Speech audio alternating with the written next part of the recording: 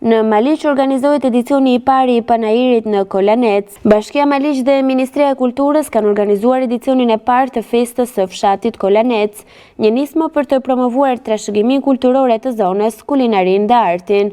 Ky edicion I parë vjen si një përpjekje e Bashkisë Maliq për të promovuar një nga vendet me natyrën më të bukur të kësaj bashkie, duke u përpjekur që këtë festë ta kthejë si një traditë për të ardhmen. Për organizatorët, kjo është fillimi I një feste që do të promovojë turizmin në këtë zonë. E meriton të Kolaneci këtë festë, këtë organizim, do jetë traditë për të gjithë vitet. Ja falenderoj Brisildën edhe Tamarën që ka organizuar bashkë me Ministrinë e Ekonomisë, Kulturës dhe Inovacionit për mbështetjen.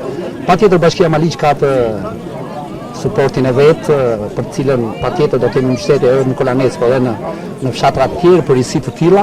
Qëllimi është rivitalizimi I të gjithë zonës së Maliqit.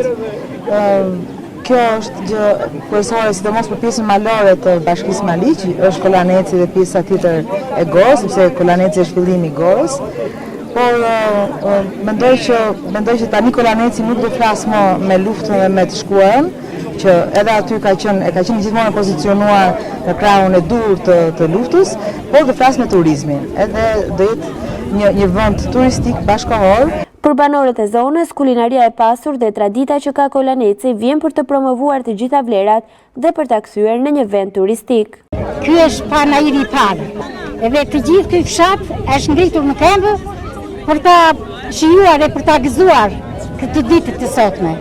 Si vjen mirë, sidomos mosha e tretë që ka mbetur, e ndjen më shumë se sa të rinjtë. Se të rinjtë me kanë ikur ca ndeca këtej, edhe ata do vinë. Në këtë event nuk munguan emra të njohur të muzikës si Randa Libohova dhe Kozma Dushi, teksa pjesëmarrës ka qenë edhe ansambli Skënderbeu dhe grupi polifonik Agimi.